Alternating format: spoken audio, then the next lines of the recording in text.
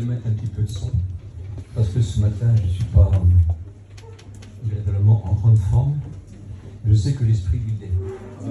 Dieu est en pleine forme. Il n'a pas changé. Donc il est le même hier, aujourd'hui, éternellement. Est-ce que c'est assez fort? Un peu plus, s'il te plaît. Voilà, de manière que je ne force pas. Hein, parce que j'ai des petits soucis. Alors je lis pour vous, si vous voulez, dans la parole du Seigneur. On va lire ensemble dans le livre de Galates. Nous allons commencer à lire à partir du verset 16. Voilà, c'est tout un petit peu de lumière, excusez-moi. J'ai des petits soucis de jeunesse. Voilà, gloire à Dieu, gloire à Dieu. Je dis donc, marchez selon l'esprit, et vous n'accomplirez pas les désirs de la chair. Car la chair a des désirs contraires à ceux de l'esprit, et l'esprit en a de contraires à ceux de la chair. Ils sont opposés entre eux, afin que vous ne fassiez point ce que vous voudriez. Si vous êtes conduits par l'esprit, vous n'êtes point sous la loi. Or, les œuvres de la chair sont manifestes.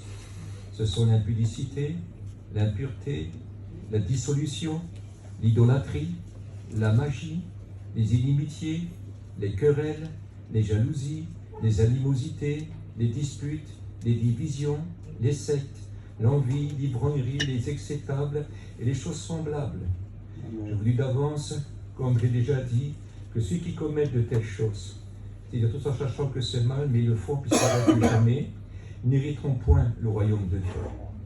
Mais le fruit de l'esprit, c'est l'amour, c'est la joie, c'est la paix, c'est la patience, c'est la bonté, c'est la bénignité, c'est la fidélité, c'est la douceur, c'est la tempérance, c'est-à-dire la maîtrise de soi. Alors n'avez pas contre ces choses. Ceux qui sont à Jésus-Christ ont crucifié la chair avec ses passions et ses désirs. Si nous vivons par l'Esprit, marchons aussi par l'Esprit. Ne cherchons pas une vaine gloire en nous provoquant les uns les autres, en nous portant envie les uns des autres. Amen. Amen. Gloire à Dieu.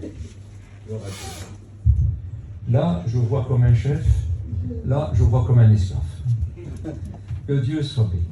Nous nous sommes rendus compte que nous devons marcher par l'Esprit. Car l'Esprit et la chair ont des désirs contraires les uns aux autres. C'est bien qu'on ne fait pas ce qu'on veut. On ne fait pas ce qu'on veut. On doit faire ce que l'Esprit nous dit de faire si nous voulons profiter de l'Esprit. Écoutez, il nous a été envoyé pour nous conduire dans toute la vérité, pour nous rappeler ce que Jésus a dit, mais donner aussi la capacité d'accomplir ses ordres. Et nous ne pouvons pas faire ce qu'on veut tant qu'on l'aime, on fera toujours ce qu'on préfère. Vous savez, on fait toujours ce qu'on préfère. Tout le temps. Celui qui tombe, c'est parce qu'il préfère tomber. Il ne pourra pas accuser qui que ce soit. Qui que ce soit. Ce n'est pas à cause de l'autre, c'est pas à cause de l'autre, c'est à cause de personne, c'est à cause de nous. Nous recevons de l'Esprit ce qu'il nous faut pour continuer si nous le voulons. C'est quand l'amour pour Dieu se refroidit, quand d'autres choses, écoutez, apparaissent à nos yeux, des souvenirs lointains, des choses du passé, on a envie de les ressusciter. On a envie d'aller les rechercher là où on les a enterrés et les remplacer par les choses que Dieu nous avait données par le moyen de son esprit. Alors ça, nous ne voulons pas. Nous ne voulons pas. Nous voulons continuer. Pourquoi? Parce que nous l'aimons. Nous aimons Dieu. Quand on aime quelque chose de particulier, on fait, écoutez, on ne compte pas. On est prêt à tout. On ne regarde pas le sacrifice. On donne sa vie pour ce qu'on aime. On donne sa vie. On livre notre vie à ce qu'on aime. Je vous promets. Je vous promets, que ce soit dans le bien comme dans le mal. On livre notre vie à ce qu'on aime. Et le Seigneur, ce qu'il demande, c'est de l'aimer. Simplement de l'aimer, et le reste, il le fait. Nous nous sommes rendus compte de qu'est-ce que sont les œuvres de la chair. C'est vraiment tout l'opposé de ce que Dieu veut que nous ayons en Jésus-Christ et par le moyen du Saint-Esprit qui peut accomplir ces choses en nous. Nous le savons. On sait que si on veut, on va jusqu'au bout. C'est une question de fidélité, parce que vous vous rendrez compte que l'amour est fidèle. Être fidèle, c'est parce qu'on aime. Nous voulons donc continuer. Alors j'ai voulu regarder un petit peu ce que l'Esprit donne. Ce que l'Esprit donne. Il nous donne quelque chose d'extraordinaire parce qu'il nous donne les sentiments de Jésus. Nous sommes les sentiments du Christ. Nous aimons ce que Jésus aimait. Nous aimons ce que Jésus faisait. et nous désirons plus que jamais l'être. Et de cette façon-là, nous sommes devenus l'odeur du Christ. C'est marqué, vous êtes l'odeur du Christ. Nous avons tous un même langage. Nous avons tous. On n'a pas deux langages. Pas un langage avec les convertis, pas un langage avec les chrétiens, pas un langage quand on est ensemble, et pas un langage quand personne nous voit. Écoutez, nous avons toujours le même langage, partout. Un langage qui ne change pas, des pensées qui ne changent pas. Écoutez, une manière de vivre qui ne change pas. On ne se cache pas pour faire ce qu'il ne faut pas. Il est écrit que ceux qui pêchent le font dans les ténèbres. Mais nous sommes des enfants de la lumière, n'est-ce pas? Nous marchons dans la lumière. Nous vivons par cette lumière-là. C'est cette lumière qui nous conduit et qui nous affranchit. Parce que nous voyons, écoutez, le sage voit la force, voit le danger, puis il s'arrête. L'insensé continue, celui qui a perdu le sens, celui qui marche à contre-sens. Et voici qu'il tombe dans la fosse. Et ceux qui le suivent tombent dans la fosse aussi. Nous devons donc veiller les uns sur les autres, sur nos frères. Pourquoi veiller les uns aux autres sur nos frères? Car par notre témoignage, nous devons s'occuper avant tout de la maison de Dieu. Nous sommes des frères, nous sommes des sœurs, nous sommes des amis, nous sommes le peuple de Dieu, nous sommes ce sacerdoce royal. Nous sommes, écoutez, cette nation sainte, ces races élues, et ce peuple acquis, voilà ce que nous sommes. On s'appartient puis à nous-mêmes, nous avons été rachetés par Jésus-Christ pour son Père. Ça appartient à Dieu. Donc, écoutez, nous pouvons faire n'importe quoi. Donc, cette maison-là, on en prend soin. De nos frères, nos sœurs, on en prend soin. De nos amis, on en prend soin. Parce que nous sommes appelés amis, amis, véritablement amis. Jésus dit, vous êtes mes amis. Donc si nous sommes l'ami de Dieu, nous sommes l'ami des chrétiens, nous sommes l'ami des frères et des sœurs aussi. Et un ami dans le malheur, des fois, se montre plus fidèle qu'un frère. Non? C'est marqué. Il est écrit qu'un frère aime en tout temps, l'ami aime en tout temps, et dans le malheur, il se montre quoi? Un frère, c'est marqué dans, pas dire des bêtises, oui, exact, Proverbe 17, verset 17. Quelle importance! Quelle importance! Donc, la première des choses que nous recevons par l'Esprit, c'est l'amour. L'amour. C'est écrit dans le livre de Romains, chapitre 5, au verset 5. Car l'amour de Dieu a été répandu dans nos cœurs, dans tout notre cœur, dans nos cœurs. Il a été répandu, pas seulement donné, pas seulement envoyé, mais répandu dans nos cœurs par le Saint-Esprit qui nous a donné, c'est-à-dire il a vraiment comblé. Il veut véritablement que l'amour, la première amour a commencé par l'amour pour Dieu. L'amour pour Dieu. Nous avons entendu parler de Dieu. Nous avons entendu parler de Jésus-Christ. Et ça nous a plu. C'était tellement beau, mais ça nous a fascinés. Et nous avons fait un choix. Mais c'est ça que nous voulons. Ce Dieu-là. Oui, mais je ne vais pas prendre à m'aimer. Parce que l'amour est fidèle. Je ne veux pas que tu viennes, que tu vis comme un infidèle. Je vais t'apprendre à m'aimer. Tu m'es réservé. Tu es pour toujours à moi. Alors, je vais t'apprendre à m'aimer. Parce que m'aimer comme je veux que je suis, tu n'en serais jamais capable si moi je ne t'aide pas.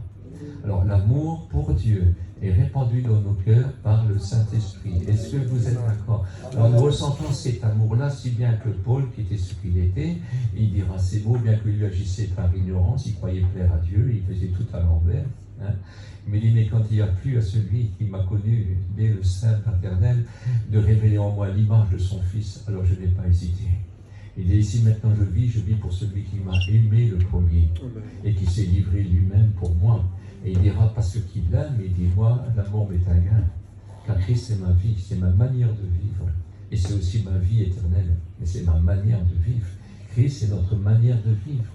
Et puis, Jésus dit, aimez-moi et aimez mon Père.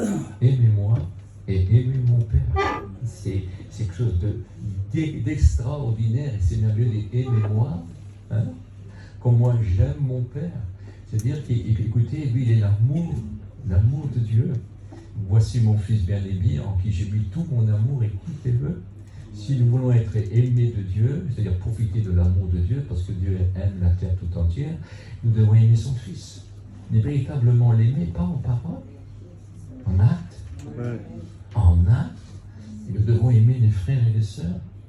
Écoutez, nous sommes des modèles pour les frères et les sœurs avant tout. Nous devons les aimer, s'oublier soi-même, et je ne vais pas entrer dans tous les détails, parce que si on lit la parole de Dieu, vous savez, pour ce verset-là, on peut en mettre 30. Et dans tous les autres versets que je vais vous citer, on peut en mettre 30 aussi. Tellement que c'est important. Nous vivons par l'Esprit de Dieu. C'est celui qui n'a pas l'Esprit ne lui appartient pas. Celui qui ne vit pas par l'Esprit ne lui appartient pas. Voilà ce que ça veut dire. Donc nous voulons vivre et marcher par l'Esprit. Premièrement, il nous a appris à l'aimer. Nous apprenons à l'aimer. Et tellement fort, si je lis dans l'évangile de Jean, chapitre 11, verset 23, ce que mon Père veut, ce sont des... Non, je m'excuse.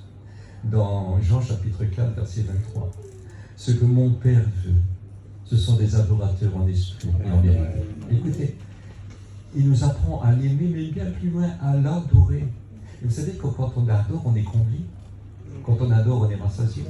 Quand on adore, on en a assez. Quand on adore, on n'a pas d'idole. Quand on adore, il nous suffit. Quand on adore, on vit ou on meurt pour lui. Quand on adore, on ne recherche plus rien d'autre. Quand on adore, on est ébloui. Écoutez, on est rassasié. Quelle importance, quelle importance, quelle importance. Et par l'Esprit de Dieu, nous pouvons devenir des adorateurs de Dieu. Des adorateurs. Parce qu'au ciel, on ne priera pas, on sera adorateur. Et si bien sûr, nous devons prier, mais par son amour, il témoigne pour nous, par les grâces. Écoutez, et puis les promesses qu'il nous fait de cette gloire éternelle que nous aurons plus tard, alors nous commençons à l'adorer. Oh, bien mal. Bien mal. Vous savez, j'entends par exemple dire, je t'aime, je t'adore, mais c'est beaucoup plus que ça. Quand vous êtes saisi par cet esprit d'adoration, c'est une autre affaire, vous êtes en extase. Le temps ne compte plus. Vous êtes même dans un jour vraiment horrible. Quand cet esprit vous saisit, et quand, écoutez, cette adoration monte d'une façon particulière, poussée par l'Esprit Saint, ça c'est une autre affaire. Vous êtes en extase. Écoutez, vous ne pensez à plus rien. Écoutez, quelque chose d'incroyable. Là, vous marchez sur l'eau. Là, vous traversez le feu. Et il ne brûle pas. C'est à ce moment-là. On connaîtra surtout ça au ciel, bien qu'il n'y a pas de danger dans quoi que ce soit. Mais on va l'adorer pour rien. On ne va pas l'adorer pour recevoir quelque chose. On va l'adorer parce qu'il nous aura tout donné. C'est une différence. Est-ce que vous êtes d'accord avec ça? Donc, l'amour de Dieu est répandu, Si tu en manques un petit peu, une petite goutte, tu te refroidis. Il manque une petite goutte, tu te refroidis. C'est qu'une goutte froide est tombée dedans. Faites attention. Une goutte qui va pas. Ça commence par une petite pensée, petite désir, petite jalousie, petite querelle. Et j'en passe, et j'en passe, et j'en passe. Que Dieu nous ouvre les yeux afin que nous soyons des hommes et des femmes prudents. Nous devons être prudents comme le serpent. Vous savez, il y a le serpent qui donne des bons exemples. Ce n'est pas toujours le serpent ancien qui représente Satan. Mais écoutez, quelque chose d'extraordinaire, il ne mange pas ce qui est malade, il ne mange pas de ce qui est mort, il ne mange pas ce qui est impur pour lui. Écoutez, quelque chose d'extraordinaire, il aime son territoire. Et il défend son territoire. Quand quelqu'un est trop fort pour lui, il s'en méfie, à moins que quand le danger est là, que bientôt on va lui marcher dessus, et puis qu'on lui fait peur, alors il viendra à foulement pour se défendre. Nous devons être prudents comme le serpent, et humble comme la colombe. Qu'est-ce qu'elle est humble, la colombe? Pourquoi qu'elle est humble? Parce qu'elle n'oublie jamais. Pourquoi qu'elle est humble? Parce qu'elle ne change pas. Pourquoi qu'elle est humble? Parce que quand elle a mis son amour, c'est pour toujours. Pourquoi qu'elle est humble? Parce qu'elle n'a pas de fiel. Très important. Vous savez, la colombe a quelque chose de particulier. Elle s'unit qu'une fois dans la vie. Qu'une fois. Une fois. Quand l'un des deux meurt, l'autre plus jamais s'accomple. Écoutez, si elle est dans la nature, et puis qu'elle a perdu quelqu'un, elle a perdu soit son épouse, soit son époux, mais écoutez, elle monte très très haut et elle cherche un buisson d'épines. Et quand elle voit le buisson d'épines, elle plonge dedans. Et quand elle est dedans, elle est blessée. Et elle meurt blessée, et elle meurt affamée. Parce qu'elle ne veut plus jamais s'accoupler et elle ne sait pas oublier l'autre. L'importance. Quelle fidélité! Quelle fidélité! Et puis quand elle est en cage et quand elle a un être, vous pourriez mettre 1 milliard de femelles ou de mâles autour d'elle. Elle ne s'accouple plus jamais.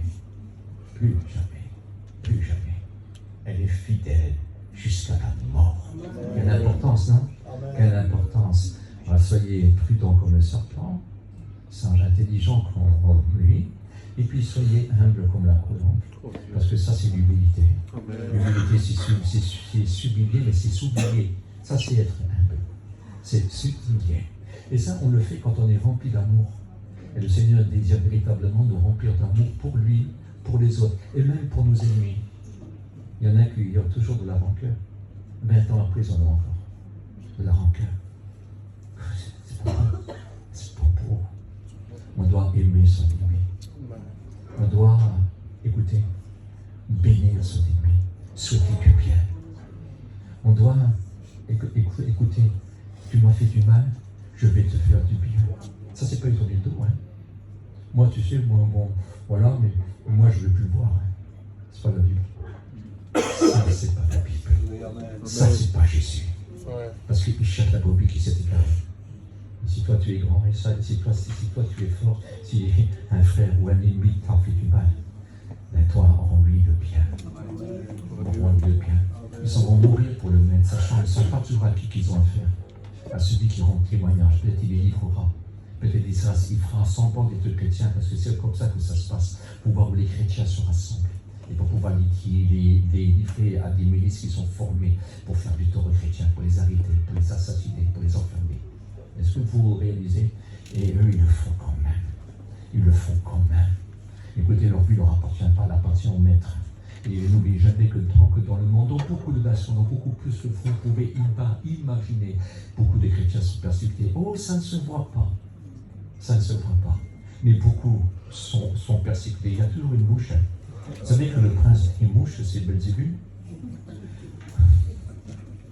Et elle est toujours sur moi, je dois sentir mauvais. Je ne peux pas croire. Pourtant, je vous promets, Jonas. Mais c'est comme ça, quand il y a une mouche, c'est sur moi. Je dois avoir un sang sucré, peut-être. Allez sur moi. Je suis peut-être trop gentil pour les mouches. Voilà. Alors nous devons avoir les yeux ouverts et comprendre, et réaliser. Nous devons aimer nos ennemis, faire du bien à ceux qui nous font du mal. On doit les bénir, c'est-à-dire souhaiter du bien. Si tu vois l'âme de ton ennemi, ramène-lui.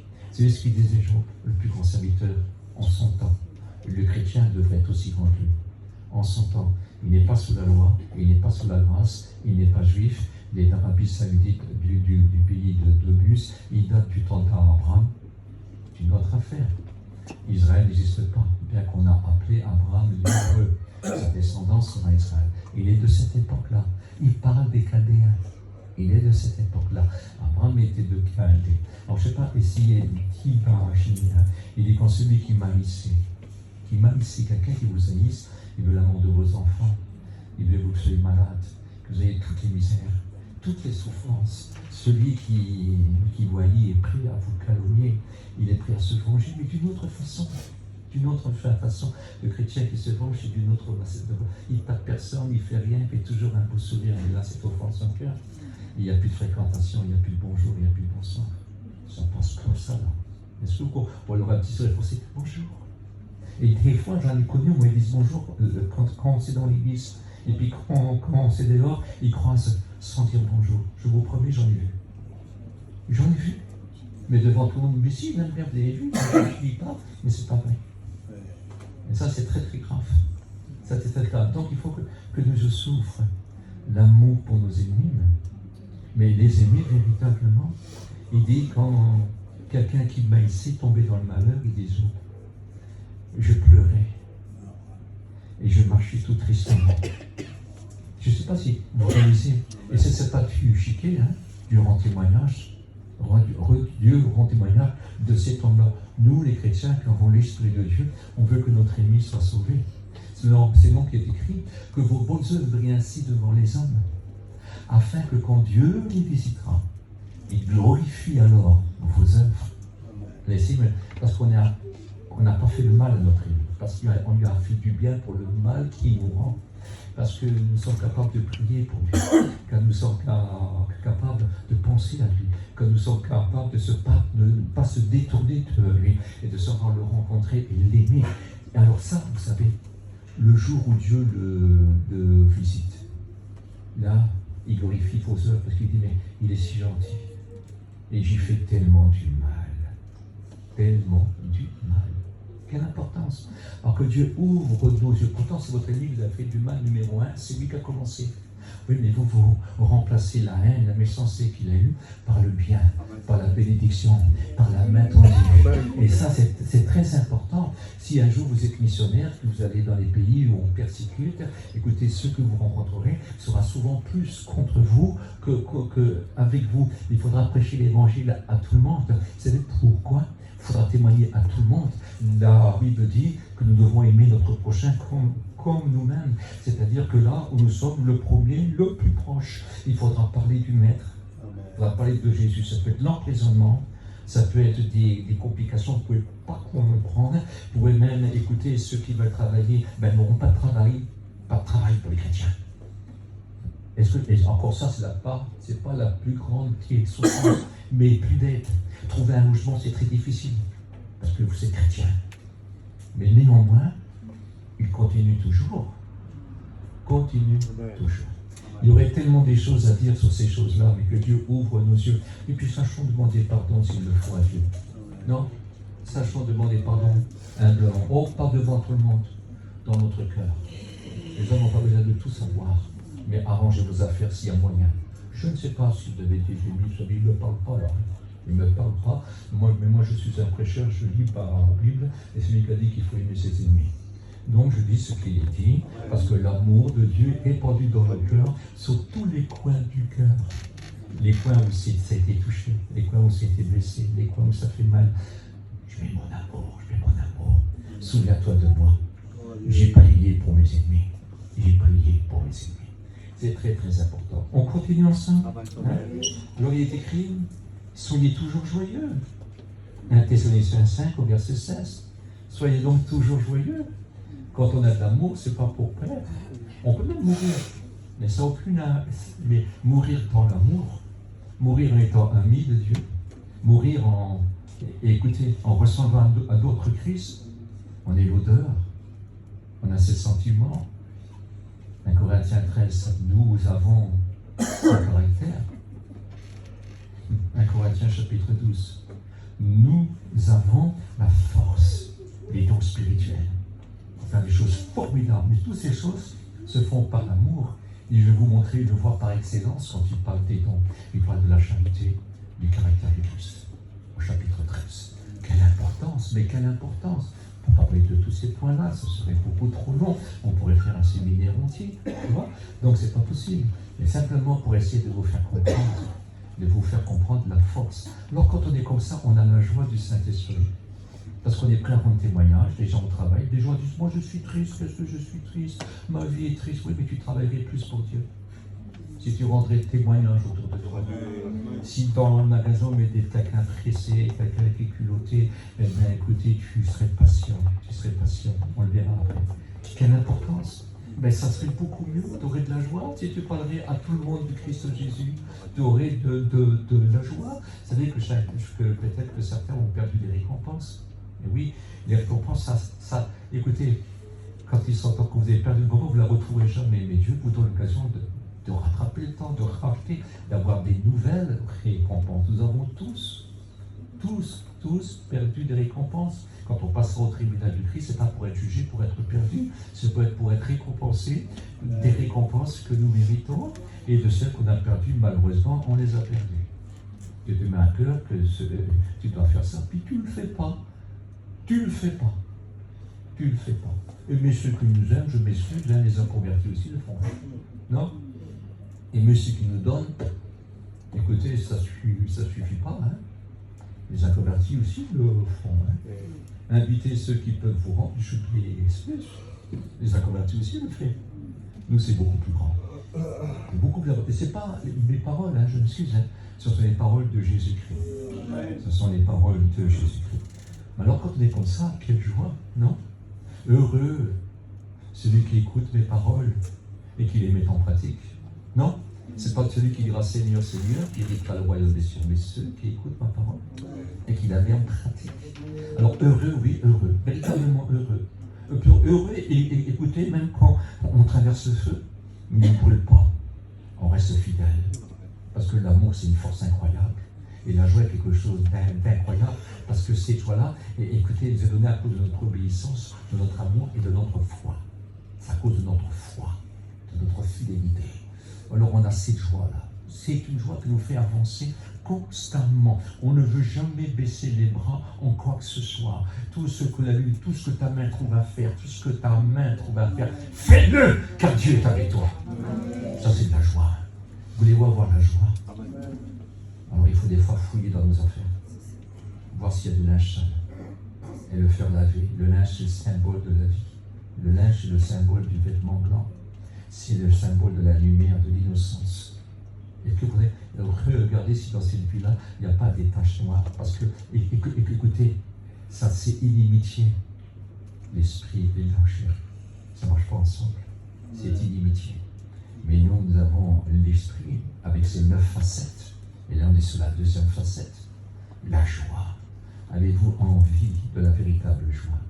Quand vous parlez du Seigneur, quand vous rentrez le soir, quand vous rendez témoignage et quand vous avez marché, écoutez, on ne peut pas rendre témoignage sans l'esprit parce que c'est l'esprit, écoutez, et qui convainc de péché, de justice et de jugement. Alors l'esprit a un seul désir, c'est de parler, c'est de convaincre de péché, de justice et de jugement. Il le veut. Alors il met les paroles de Dieu dans ta bouche et tu commences à parler de Dieu autour de toi, là où tu es. Si tu es à l'hôpital, si tu es où tu veux, même sur ton lit de mort, si tu es au travail, des gens perdent leur travail, vous savez que j'essaie d'aller un petit peu vite, car je ne voudrais pas vous tenir trop longtemps, ça c'est l'heure juste ça. Bon, alors je vais faire très très attention. Ce que je voudrais tout simplement, parce que c'est quand même des sujets très importants, hein, c'est quand même des sujets très très importants. Ils sont au travail et puis alors ils sont extraordinaires et dans certains pays, quand on voit quelqu'un qui ne boit pas, qui ne fume pas, qui est poli, qui ne chicane pas, qui est toujours à l'heure, qui est toujours prêt à faire un travail qui peu demande, on il se laisse moquer de lui et tout ça, tout ça. Écoutez, il se fait passer pour un fou, il montre qu'il n'est pas comme tout le monde. Et puis quand on fait ça, il y a une milice qui a été levée, qui va trouver les usines, le patron, le contremaître, ça. Si vous avez un ouvrier qui a toutes ces capacités-là, qui est comme ça, car souvent dans ces pays où c'est maltraité l'évangile, où l'évangile est rejeté, il y a une puissance de diable qui se fait écouter complètement. Vous imaginez, et ça boit, et ça fume, et ça se drogue, et ça se bat. Écoutez, c'est vraiment spécial. Mais seulement le chrétien n'a pas ces œuvres-là, lui. Alors, il se passe une chose, qu'ils font appel, voilà, j'ai un ouvrier comme ça, alors il vient, puis il dit, bonjour monsieur, si vous allez bien, écoutez, on entend dire des choses sur vous. Extraordinaire, vous êtes formidable, vous n'êtes pas comme ça. Écoutez, et nous savons que ceux qui vivent comme ça sont souvent des chrétiens, et nous savons que les chrétiens ne mentent jamais, et ils rendent témoignage. Dites-moi, est-ce que vous êtes chrétien? Alors il dit oui, et il est pris, puis il va en prison. Puis il est battu. Et de temps en temps, on peut le voir, si tu blasphèmes. C'est ce qui faisait Saul de Tarse, avant de devenir ce grand apôtre. Il est forcé à blasphémer dans ses excès de fureur. Il respirait le meurtre. Je ne sais pas si vous réalisez, ben ces gens-là sont comme ça. Alors ils viennent le voir, tu blasphèmes, tu crois plus en Jésus, tu n'en parles plus, on te relâche. Tu retrouves ton foyer. Et des fois, si la femme elle est chrétienne, elle entend aussi. Et les enfants, on les met dans des maisons communistes ou islamiques. Je ne sais pas si vous réalisez ça. Et vous savez ce qu'il répond? Si je sors, je parle de mon Sauveur, je parle de Jésus-Christ.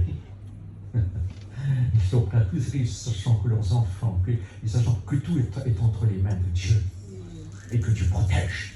Et ils le savent, et ils continuent. Oh, bien sûr, il y en a malheureusement qui renient. Oui, ça arrive, mais c'est rare. La plupart. Nous, on a notre évangile. Hein. Vous serez bénis, vous serez heureux. Mais donc, résistez. Résistez. Ne craignez pas celui qui tue le corps, car il ne peut pas jeter lui là-bas en enfer. Craignez plutôt celui qui a le pouvoir de prendre votre âme et de le jeter dans la géhenne. C'est ce que Jésus dit, c'est ce que Jésus dit, ce que Jésus dit. Est-ce que vous comprenez? Ils se remplissent de joie, ils vont à la mort avec une grande joie. Ils bénissent les gens. Écoutez, on les a mis dans des arènes, ils se prosternaient, ils chantaient des cantiques, ils serraient leurs enfants dans les bras, ils priaient pour ceux qui allaient les tuer. Et quand les bêtes venaient, ils souffraient dans une paix incroyable. Que Dieu est grand. Que Dieu est grand. La mort avec le Christ n'est pas une mort comme vous pourrez imaginer. Il dit heureux serez-vous, heureux serez-vous, heureux serez-vous. Pas seulement quand vous serez mort, je vous rendrai heureux à ce moment-là déjà. Il vous rend heureux. quand on vous mènera devant les tribunaux, quand on vous jugera, quand on vous condamnera, quand on vous châtiera, quand on vous mettra en mort, heureux serez-vous. Je ne sais pas si c'est pas témoignaire. Ne cherchez pas votre défense, ne cherchez pas ce que vous ferez faire, ce que vous ferez. Lisez Luc 12, car à l'instant même, toutes ces choses vous seront données par l'Esprit de mon Père. Mais quelle importance! Quelle importance! C'est pas rien d'être un chrétien. J'en ai connu qui disent comme des religieux. Nous ne sommes pas des religieux, mais nous sommes animés de Dieu. Nous sommes animés de l'Esprit Saint. Nous sommes lumière. Nous sommes lumière. La lumière, vous ne la voyez pas qui est en vous. Et vous ne la voyez pas, la lumière chez les autres. Mais Dieu la voit. Et Satan et ses démons la voient. Ça, c'est très important. Ça, c'est une lumière. Une lumière qui libère d'une façon particulière. Alors, je continue. J'essaierai de ne pas être trop long. C'est vrai qu'on pourrait faire 2-3 réunions avec ces points-là. Mais ça, peut-être un jour, si Dieu le veut. À cause de cela, c'est la paix. Ah oui, c'est la paix.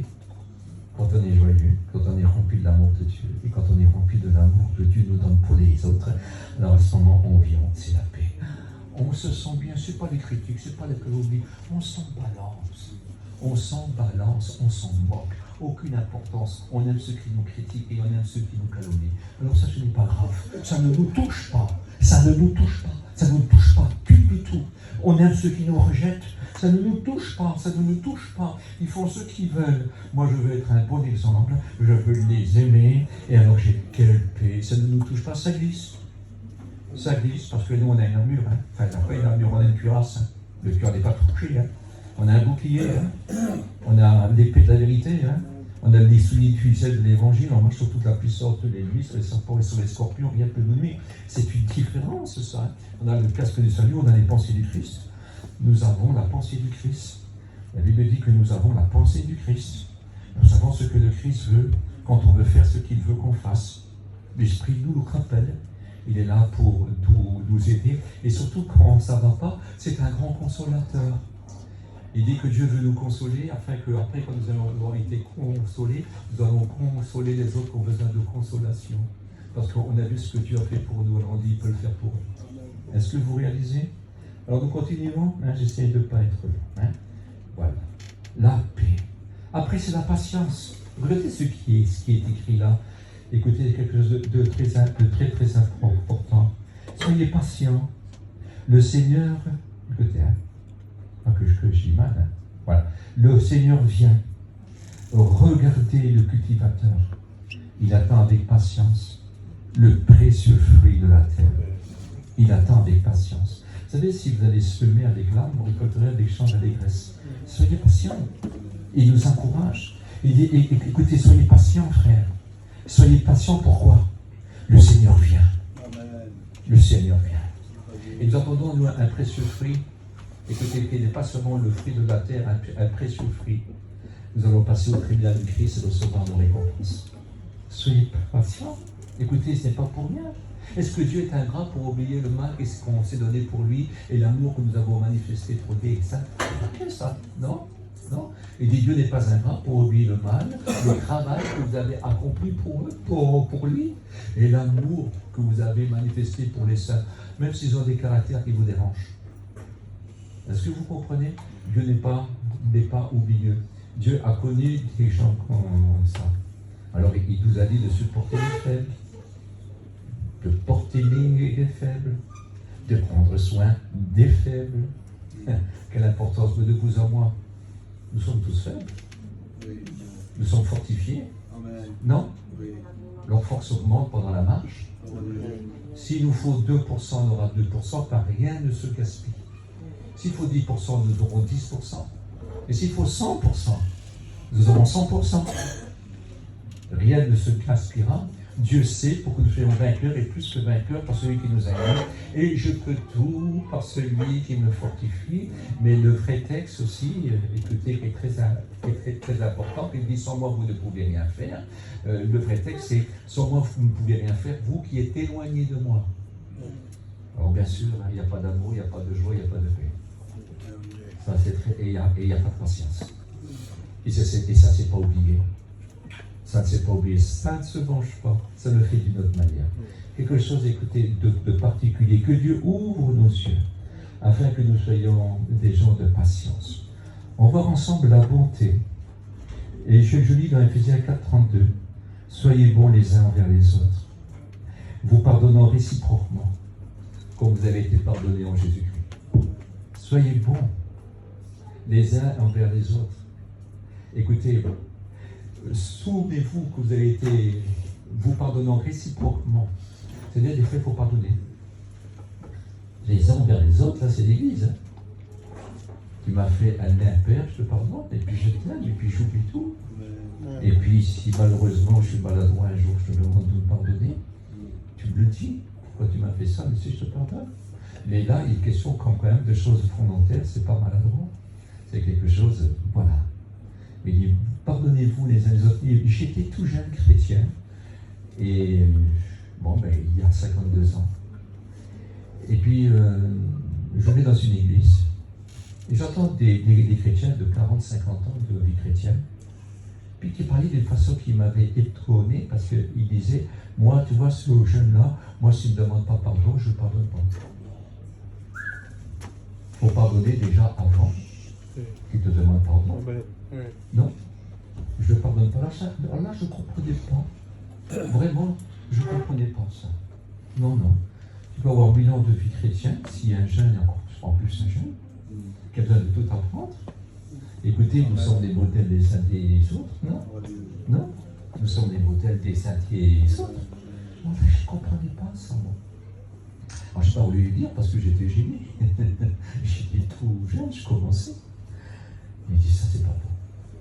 Ça, c'est une chose que je ne veux pas faire. Si j'attends qu'il me demande pardon, mais moi, si je ne pardonne pas, ça veut dire que je ne pardonne pas. Alors, s'il ne me demande jamais pardon, je ne pardonnerai jamais. Je n'essaierai pas de réconcilier avec ce frère-là. Je n'essaierai pas de lui tendre la main et de lui dire que ce n'est pas grave, que j'ai tout oublié.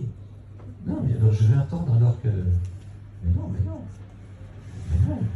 Je vais tout faire, le laver, faire un petit sourire, lui dire bonjour. Et pas rendre le mal pour le mal. Et le jour lui-même, il te tirera. Écoutez, il y avait un serviteur de Dieu qu'on avait servi d'une façon particulièrement.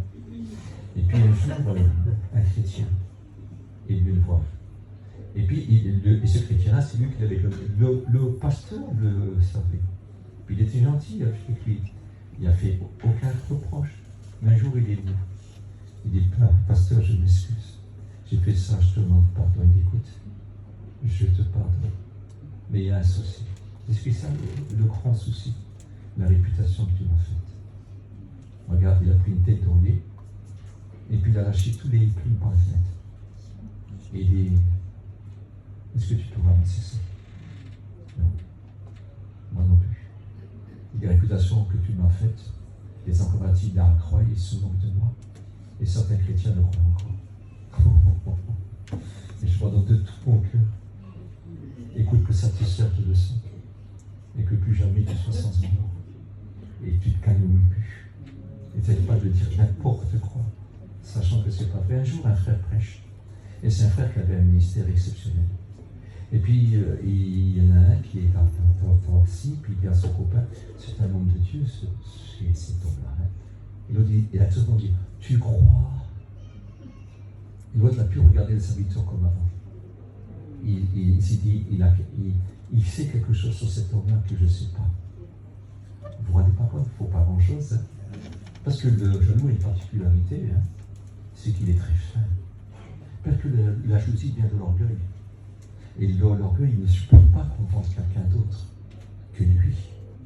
Il veut tes yeux, il veut t'entendre que lui. Il veut tes oreilles, il veut ta bouche, il veut tes bouches, il veut tes mains, il veut tes pieds. C'est ça. Mais tandis que le vrai chrétien, c'est une autre affaire. Il sera tes yeux pour t'aider. Il sera tes mains pour t'aider.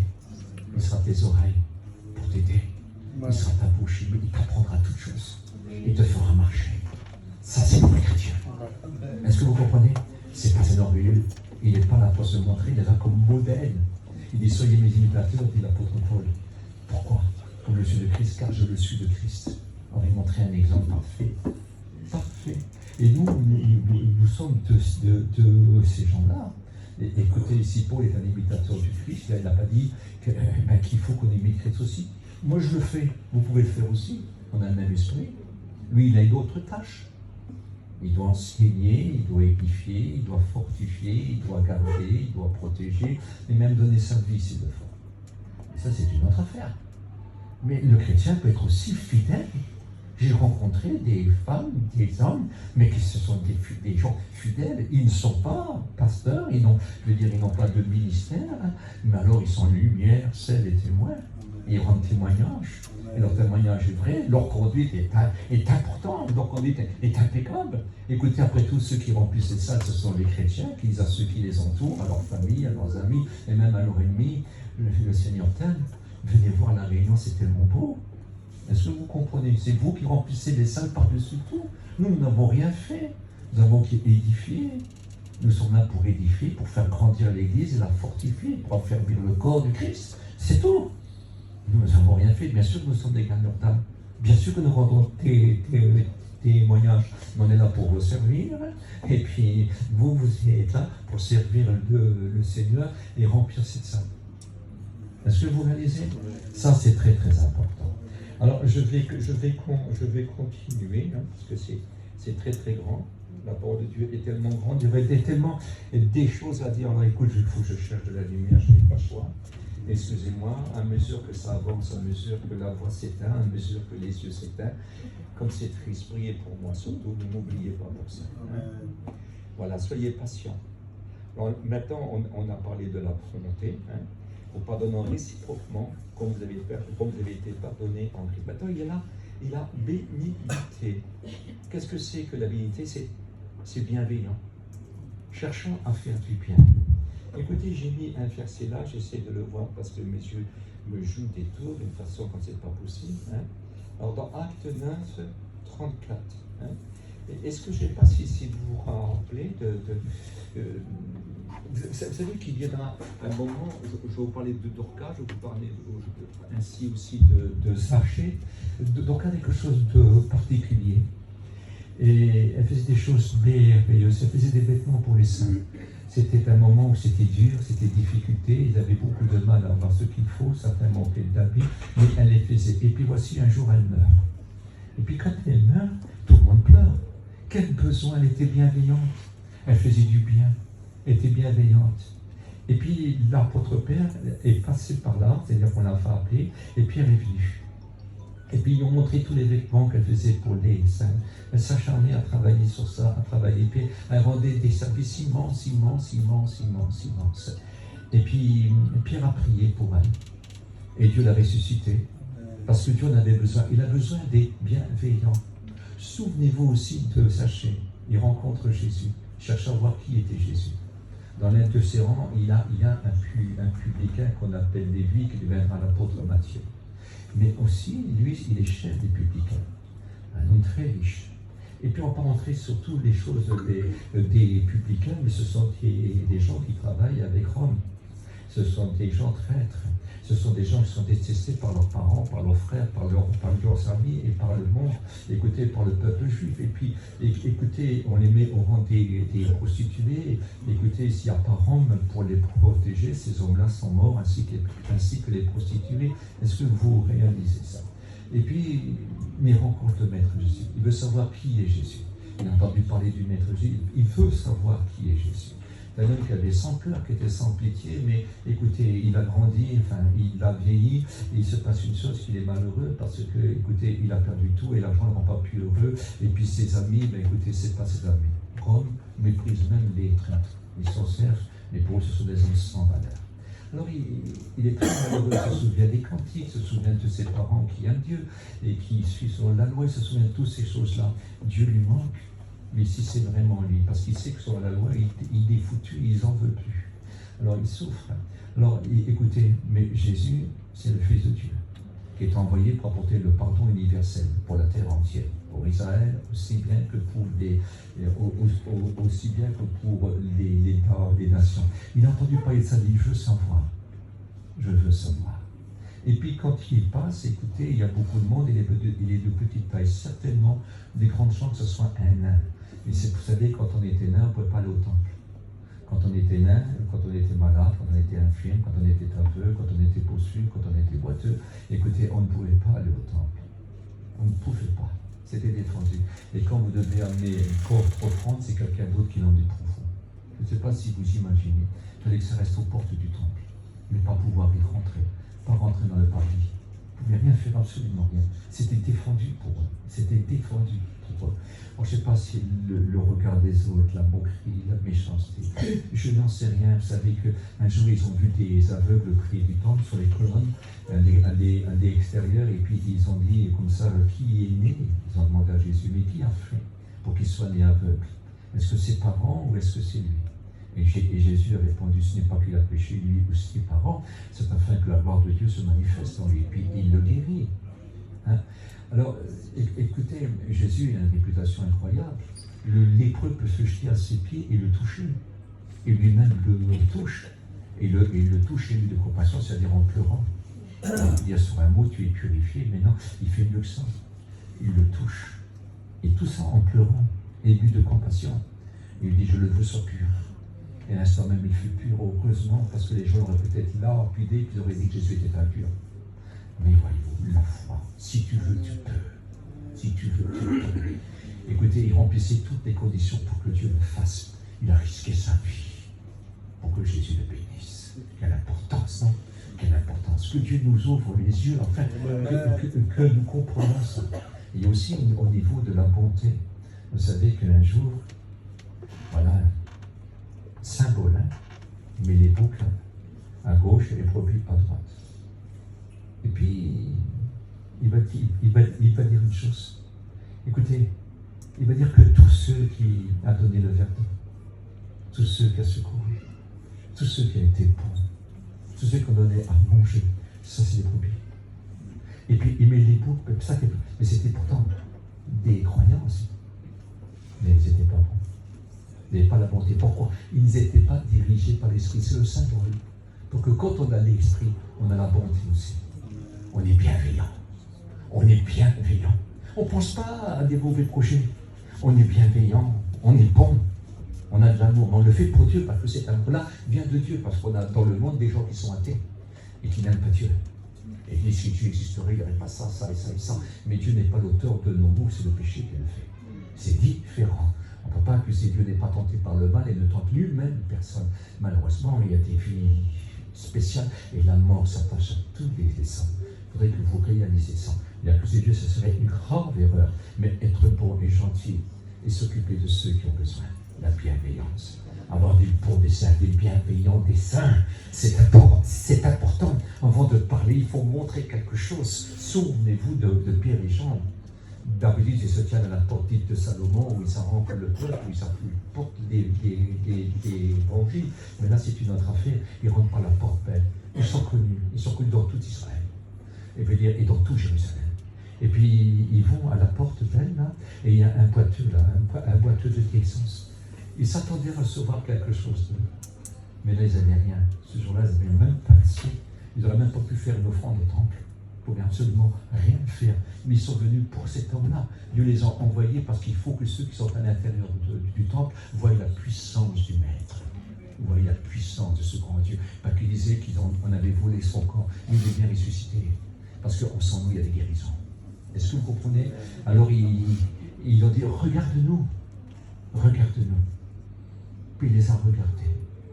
Et puis ils étaient connus comme étant été avec Jésus. Et le nom des apôtres avant la grande persécution et la grande dispersion et la diaspora qui aura après, écoutez, n'était pas encore arrivé. C'était comme un moment d'une certaine liberté.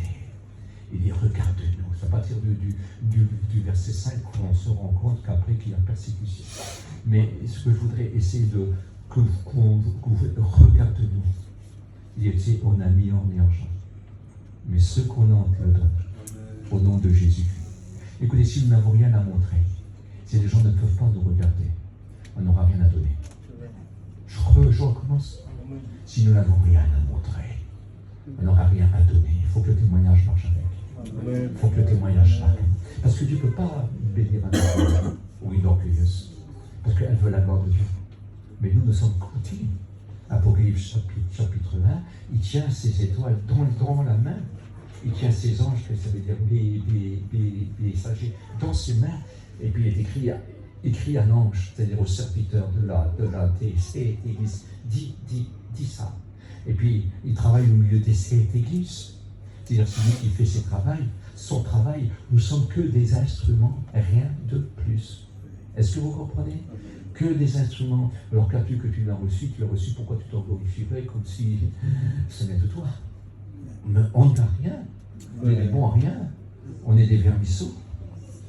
Je vous l'ai dit, hein. On est des vermisseaux pour apporter, pour ressembler à Jésus qui s'est fait appeler le Verbe. Et nous sommes enfants de Dieu parce que nous avons été établis par la parole de Dieu, nouvelle créature. Quelle importance. Et enfants de Dieu. Que Dieu nous donne, que nous comprenons que nous sommes, écoutez, pas plus faibles qu'un verbe, alors à quoi côté, pas plus faible qu'un vermisseau, quand nous avons vu les qualités que le verbe peut apporter et ce que le vermisseau donc pourra rapporter après. Est-ce que vous comprenez? Quelle importance. Donc nous sommes appelés, si bien que quand nous allons au ciel, il va dire voilà, tu as été fidèle en peu de choses. Maintenant, je vais t'en confier des grands. Parce que là-bas, nous régnons. Ici, nous ne régnons pas. Là-bas, nous régnons. Si ici, il règne dans nos vies, au ciel, nous régnerons avec lui. C'est pour moi qu'il dit cela. Quelle importance. Il dit, comme j'ai vaincu, je me suis assis avec mon Père sur ton trône. Celui qui vaincra sera assis avec moi sur mon trône. Apocalypse chapitre 3, verset 21. Quelle importance. Donc nous voulons, écoutez, nous voulons à tout prix, continuer de cette façon-là. Donc la bienveillance. Est-ce que vous êtes d'accord avec la bienveillance? Nous devons être humbles, simples. Alors je remets les loupes, c'est important. Je mets des portes sur la droite. Vous voyez, j'apprends la droite et la gauche. Je pourrai bientôt aller en Angleterre. C'est très important. On a ce qu'on appelle la fidélité. Et je lis dans l'Apocalypse 2:10, sois fidèle jusqu'à la mort. Je te donnerai la couronne de vie. Sois fidèle jusqu'à la mort. Ça, c'est pas un ordre. C'est un cadeau. C'est une promesse. Sois fidèle jusqu'à la mort. Il dit, vous serez saints car je suis saint. Et ça, c'est par le moyen de l'esprit. Écoutez, une des facettes de l'esprit. Il dit, c'est le don. C'est pas les dons du Saint-Esprit. Non, c'est le don du Saint-Esprit. Écoutez, c'est le fruit de l'esprit. Avec 9 saveurs. 9 saveurs. Quel important, hein? Et il y a la fidélité. Mais sont fidèles jusqu'à la mort. Et il rappelle, écoutez, à l'église de Smyrne, il rappelle quoi? Il rappelle leurs souffrances pour le maître, leurs difficultés pour le maître, leurs épreuves pour le maître. Mais il dit, sois fidèle jusqu'à la mort. Je te donnerai la couronne de vie. Et puis c'est comme si il leur dit, tu seras fidèle. Tu arriveras, mais il faut que tu restes comme tu es. Il ne faut pas que tu changes. Écoutez, tu peux avoir ce matin un saint désir que tu ne l'as peut-être pas entièrement quand tu es rentré. Attends, ce saint désir, il faudra que tu le gardes aussi pour demain. Écoute, c'est quelqu'un de manque de sagesse, la Bible dit. Et c'est pas moi qui le dis, c'est Jacques, le frère du Maître Jésus, selon la chair. Écoutez-moi bien. Il est écrit comme ça, c'est quelqu'un qui manque de sagesse, qui la demande tout simplement à Dieu. Et que Dieu lui donnera tout simplement tout ce que nous demandons selon la volonté de Dieu. Il n'a-t-il pas dit qu'il nous le ferait, mais qu'il ne doute pas, parce que l'homme qui doute, écoutez, c'est comme quelqu'un qui prie dans les vagues de la mer. Un jour on voit, un jour on ne voit plus. Non, nous ne devons pas être de cette foi-là. Nous devons croire que Dieu veut nous donner la fidélité. Je serai un homme infidèle si Dieu ne me rend pas fidèle. Je serai un homme infidèle si Dieu ne me garderait pas fidèle. Je serai un homme infidèle si Dieu ne serait pas avec moi. Et il est avec moi et c'est prouvé. Car celui qui a l'esprit appartient à Dieu. Et celui qui n'a pas l'esprit ne lui appartient pas. Donc c'est la main que j'ai le fruit de l'esprit. Est-ce que vous comprenez? Alors ce n'est pas, écoutez, il donne ce qu'il leur donne, hein, Dieu. Hein. Il n'a pas de merci à donner à qui que ce soit. Hein. Dieu dira jamais merci. Jamais. Par contre, il récompensera. Il se souvient, il n'est pas ingrat pour oublier le mal, le travail que tu as fait pour lui. Et l'amour que tu as manifesté pour les saints. Il n'a pas oublié. Dieu n'est pas ingrat. Il récompensera. Parce qu'il te dit, écoute, moi, je vais t'apprendre à le faire, je vais le faire avec toi, puis je t'en récompenserai. Parce que, écoutez, des merci, il n'en a pas. Il donne ce qu'il leur donne. Parce que si on serait capable de faire sans lui, pourquoi aurait-il venu donner sa vie pour nous? Nous ne sommes pas capables. Sans l'esprit, nous sommes incapables. Écoutez, on peut être debout, il dit, celui qui est debout, prend garde de ne pas tomber. Ça prouve qu'on a vraiment besoin. Et je vais vous expliquer une petite histoire, pas pour vous faire peur, mais ce n'est pas une histoire, c'est ce que Jésus a dit. C'est ce que Jésus a raconté. Il y avait une vie, c'est-à-dire il le met sous le principe d'une maison qui avait un très mauvais locataire, enfin un très mauvais propriétaire. Et puis il était très malheureux, il était esclave de ce propriétaire-là. Puis il souffrait énormément, énormément. Mais un jour, le bon maître a passé. Et puis il a vu Jésus passer. Il dit, je suis la lumière du monde, celui qui me suit ne marchera pas dans les ténèbres, mais il aura la lumière de la vie. Et il l'a vu, puis il a désiré ce maître-là. Alors ce bon maître-là, puis il a acheté le mauvais maître dehors, parce que lui c'est l'homme le plus fort. L'autre c'est un homme fort, mais l'autre c'est l'homme plus fort encore que lui. Et puis il est rentré, puis il l'a chassé. Et le temps a passé. Alors il était heureux, il a rentré, il a orné. Il a donné le beau, il a donné les sentiments, il a donné le caractère, il a donné la force. Écoutez, il a donné tout cela. Et la maison était bien, mais le temps a passé. Et puis des épreuves, les petites difficultés, il a changé. Satan était un adorateur quand il s'appelait le porteur de lumière. Un adorateur est le chef de la chorale. Dieu lui a construit des instruments sous ses ailes quand il est né. Et pendant sa naissance, des anges jouaient pour lui. C'était le plus grand, le plus puissant, il avait la tâche la plus grande. Il était là pour faire adorer Dieu. Je ne sais pas si vous imaginez. Et puis il était tellement grand qu'il a cru un jour qu'il pouvait encore être plus grand que Dieu et qu'il pouvait détrôner Dieu. Ça rend fou l'orgueil. Ça rend fou, vraiment imbécile. Quel imbécile. Non, quel idiot. Mais quelle bêtise que d'être orgueilleux. Écoutez, la chute de l'orgueil est quelque chose de très grand. C'est monstrueux. C'est le premier péché. Tu as été trouvé parfait jusqu'au jour où l'orgueil a été trouvé chez toi. Et puis on dit aussi, l'iniquité s'est trouvée chez toi. Quand tu as fait tes propres choix, tu n'étais plus adorateur. Je te rassasiais. Tu ne pouvais plus te rassasier. Et donc tu voulais ma gloire. Comme si tu pouvais détrôner Dieu. Hein? C'était impossible. Hein? C'est Dieu qui l'a créé. Il n'était pas Dieu, il n'était qu'un ange. On n'a même pas le droit, nous, de se prosterner devant un ange. Dieu va se prosterner devant lui. Mais quelle bêtise. Non. Cherchons pas les regards, cherchons pas d'être adorés, cherchons pas d'être écoutés, soyons des serviteurs et des soldats. C'est tout. Des coups, on en prendra tout notre vie. Et s'il faut mourir, on en mourra, mais fidèle. Pas vaincu. Fidèle. Et ça, c'est très, très important. Que Dieu nous ouvre donc les yeux et que nous faisons très, très attention. Très, très attention à tout. Donc, nous voulons avoir une fidélité, aller jusqu'au bout.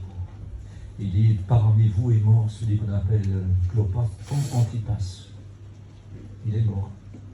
Quelle leçon pour les autres. Il était fidèle. Tout le monde n'est pas fidèle.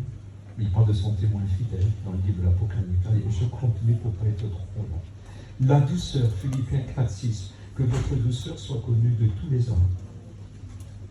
L'inconverti, toujours doux, toujours pas les gens gentiment. Écoute, fais attention, parce que moi je suis chrétien, mais mon fils ne l'est pas. Ça, c'est des choses qu'on ne dit pas, ça provoque l'autre. Non? C'est pas comme ça, hein? Que votre douceur, dans le magasin, chez le garagiste, c'est le monsieur qui t'emporte mon nez.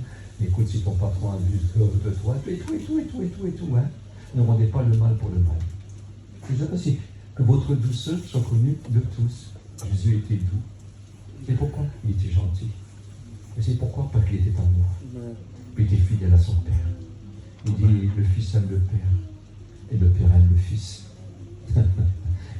Dieu a tant aimé qu'il a donné son Fils. Et quand Dieu nous parle de l'évangile, quand Jésus, qu'est-ce qu'elle est gentille? Elle nous prévient des dangers, et évidemment des grands dangers. Mais Dieu a envoyé Dieu pour nous faire être vainqueurs du danger. Nous l'avons lu, nous l'avons vu hier. Hein? Le ver prévient d'une ruine soudaine. Nous l'avons vu. Très important. Très important. Que Dieu nous ouvre les yeux. Hein? Notre douceur. Soyons doux, soyons gentils, soyons pas provocants, ne soyons pas arrogants. C'est ce qui est écrit. Pourquoi je le dis? Parce qu'on entend trop de ça. Et surtout chez nous, je ne sais pas si les Espagnols c'est comme ça, mais alors chez nous, ne plaisantez jamais. Des plaisanteries, ce sont des mots déplacés, des gestes déplacés. Autrefois, chez nos parents, autrefois ils étaient inconvertis, c'était des acolytes, tout, mais ils ne plaisantaient pas facilement. Il fallait faire très, très attention à tout ce qu'on disait, à tout ce qu'on devait faire. Mais aujourd'hui, je rencontre parfois des chrétiens, mais que des plaisanteries douteuses. Mais qu'est-ce que c'est vilain? Avoir une bonne humeur et de l'amour et de l'humour chrétien, c'est formidable. Mais la plaisanterie, ne plaisantez jamais. Écoutez, un chrétien, tout dépend de son sérieux. Non? Tout dépend de son sérieux. C'est pas un clown, un chrétien. Tout dépend de son sérieux. Prenez pas votre pensée pour celle de Dieu. Non? Il faut être sérieux. Très sérieux. Peut-on être perdu après avoir été sauvé? Oui, si on ne continue pas jusqu'au bout. Nous voulons aller jusqu'au bout. Il dit, sois fidèle jusqu'à la mort. Sois fidèle jusqu'à la fin. Vous serez saints car je suis saint. C'est une promesse qu'il veut nous accorder, nous rendre capables. Mais si nous le voulons, donc la douceur. Donc on va le dernier point, afin que nous ayons le temps d'avoir la bonne prière aussi. J'ai le train à prendre. Hein? Voilà. C'est la maîtrise de soi. Écoutez, c'est la maîtrise de soi. Jacques 1, verset 19. C'est la tempérance. Ainsi donc, mes frères et mes sœurs, bien-aimés, que chacun soit prompt à écouter, lent à parler et lent à se mettre en colère. Qu'est-ce que se maîtriser? Écoutez, il y a un temps pour parler, mais un temps pour se taire, non? Hein? Et puis n'oubliez jamais que la colère n'accomplit pas la justice de Dieu, non? Alors on maîtrise. Il est écrit que celui qui se maîtrise est plus fort. Écoutez, plus fort que celui qui prend des mille. La Bible parle qu'un jour il y avait un vieillard. Et puis par sa sagesse, une armée est venue pour le combattre. Et par sa sagesse, en parlant avec sagesse, l'armée allait repartir. La ville aurait été détruite. Il a sauvé la vie, la ville, par sa sagesse. C'est pas beau? Hein? Alors l'on a parlé, mais prompt à écouter. Écoutez. Écoutez. Parce que écoutez, nous n'avons pas tout, hein? Le conseil de l'autre est bon aussi. Entoure-toi donc fidèle, Dieu. Et nous dit l'apôtre Paul, et il le dit à Timothée. Lisez les 2 épîtres de Timothée, c'est le testament de Paul. Vous verrez, c'est extraordinaire. Et c'est le dernier livre. Il ne peut plus l'écrire, parce qu'il voit pratiquement plus clair. Mais c'est Timothée qui écrit pour lui. Mais les malheureux abandonnés de tout le monde, tous les frères de l'Asie, tout le monde l'a oublié, tout le monde. Mais Timothée est encore lui, est encore avec lui. Pourquoi que Timothée n'est pas pris? Je n'en sais rien du tout. Mais il va en prison, il sort, il écrit pour lui. Et Dieu le protège, parce que rien n'arrête la parole de Dieu, elle court plus vite que le vent. Elle va remplir toute la terre. Et Dieu est avec lui de façon particulière. Et il lui dit, écoute, petit Timothée, entoure-toi d'hommes fidèles. Parce qu'on a besoin de conseillers qui disent pas des bêtises. Des gens sérieux. Des gens sérieux. Ça, c'est très important. On a besoin de ces gens sérieux. Et c'est là qu'il va dire après à Timothée dans la 2e épître, je crois que c'est au chapitre 4, il va dire, j'ai achevé la course. J'ai combattu le bon combat. Désormais, la couronne de vie m'est réservée. Mais pas seulement à moi, mais à tous ceux qui ont aimé son avènement. C'est-à-dire, ils ont vécu pour cet avènement-là. Ils ont parlé de cet avènement-là. Ils sont en tort, ils sont en prison, ils sont emprisonnés, ils prennent des coups, ils sont défigurés. Jamais un homme a souffert de l'entendre Paul. Il a été lapidé. C'est pas rien, hein? Écoutez, il a reçu 5 fois ou 3 fois la baguette juive. Ou 5 fois et 3 fois le fouet de Rome. Il a été fouetté 8 fois en tout. Jésus a reçu 1 fois le fouet de Rome. Ils ont labouré son dos. Ça vient jusqu'à là où vous faites des véritables hémorragies. Vous êtes attaché comme ça. Je sais pas. Et tout est plein. Jusque-là. Sur ces fouets-là, il y avait des lames qui coupaient. Il y avait des morceaux de plomb pour que ça soit lourd. Et puis, il y avait des morceaux d'os, plein de bactéries, pour que ça s'envenime. Je ne sais pas si vous, écoutez, réalisez, il était toujours en danger de mort, il avait faim, il avait soif, il manquait de vêtements. Toujours, souffrance. Et puis il dit, j'ai qu'un seul souci. C'est les églises. Si l'une tombe, c'est que je suis tombé. Si l'une tombe, c'est que je suis brûlé. C'est que je ne suis plus. C'est que je suis mort. Oh, il avait un souci. Il n'abandonnait pas, hein? Non. Partout où il avait passé, partout où il avait fait des réveils. Toujours en prière, toujours en train d'écrire, toujours en train d'écrire. Et constamment, c'était le souci, c'était pas sa faim, c'était pas sa soif. Vous savez que quand il pouvait manger, il multipliait les jeûnes. multipliait les jeunes. Il n'avait pas de quoi avoir. Hein. Il multipliait les jeunes. Il avait tout pour manger parce que, écoutez, s'il n'avait pas à manger, c'était pas dur de jeûner. Non. Il ne mélangeait pas. Quel monsieur. Et voyez-vous, ce n'était pas quelque chose pour se prendre, c'était pas l'avantagiste, c'est que c'est Dieu qui lui faisait faire et qui le rendait capable. Quand il devint aveugle, il avait du mal à lire, c'était une maladie terrible qu'on trouve dans l'Orient. Ils ne pouvaient pas forcément souffrir, mais la vue tout doucement partir. Ils avaient un aspect écœurant parce que le pu tomber et ça sentait mauvais. C'était très grave. Et là, nous sommes à Galate qui avait fini par se tenir très très mal. C'est pour ça que Paul leur parle de cette façon-là. Et puis il va dire, Galate, mais qui vous a fasciné pour vous détourner avec tant de facilité de la simplicité de l'évangile. Les hommes avaient passé pour emmener la loi, un autre évangile.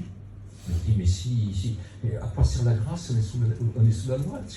Est-ce que vous pouvez être sauvé par la loi? Écoutez, Galate, c'est des païens, c'est des non-juifs. Mais qu'est-ce qui se passe là? Et même Israël a besoin de se convertir aussi. Je ne rentre pas dans tous les détails. Je ne sais pas, mais c'est complètement fou. Si vous renoncez à un seul commandement, vous avez tout bafoué.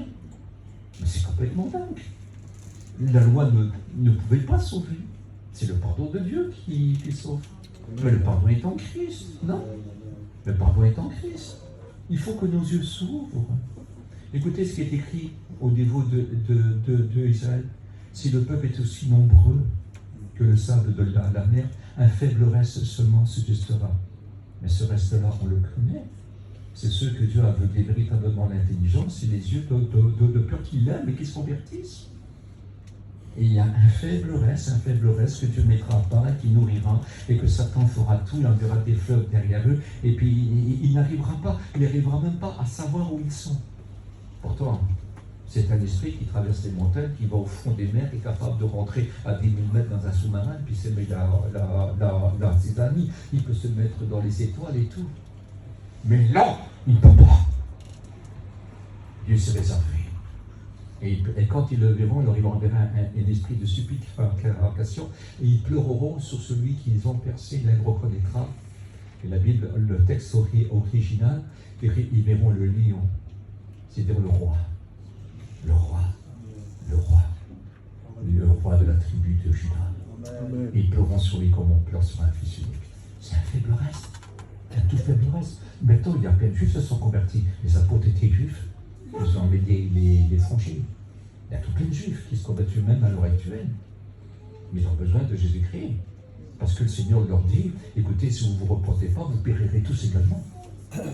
Quelle importance. Dieu a tant aimé le monde qu'il a donné son Fils unique, afin que quiconque croit en lui ne périsse point, mais qu'il ait la vie éternelle. Ça, c'est très important. Alors, ce que je voudrais essayer de vous faire comprendre, allez jusqu'au bout. Maîtrisez-vous. Imaginez, ça ce sont les sentiments du Christ. Je recommence, je le lis, puis j'arrête là. Hein, d'accord? Alors je me mets dans mon point de vision. Voilà. Hein? Alors c'est amour, joie, paix. Ça s'appelle Prince de la paix. Bonté, oui, notre Seigneur était gentil. Fidélité, oh oui. Dieu dit, toi tu ne demeureras pas fidèle, mais moi je demeure fidèle, car Dieu ne peut se renier lui-même. Il dit, toi tu m'oublieras, mais moi je ne t'oublierai pas. Quelle différence.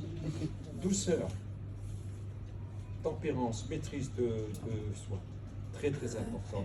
Que Dieu soit béni, que Dieu soit béni. Nous avons aussi la bénédicité, nous sommes des gens bienveillants. Voulez-vous être bienveillants envers votre Dieu? Parce qu'écoutez, amour pour notre Dieu. Bienveillant envers vos ennemis, bienveillant dans vos foyers, bienveillant envers vos enfants. N'irritez pas vos enfants. N'irritez pas vos enfants. Il y a un danger. Vos enfants ont besoin de l'esprit pour marcher avec Dieu et pour se convertir. Ne les forcez pas comme une secte. Parlez-leur du Maître Jésus, montrez un exemple. Si vous n'avez rien à montrer, vous n'aurez rien à donner. Montrez la vie chrétienne. Donnez-leur envie. Si vos enfants se révoltent, ça sera très dur. Que Dieu vous bénisse. Prions ensemble. Merci pour ta parole. Car ta parole est la vérité. Et nous voulons s'attacher à ta parole. Vivre par ta parole. Seigneur, sans ta parole, nous sommes rien. Nous sommes vivants par ta parole.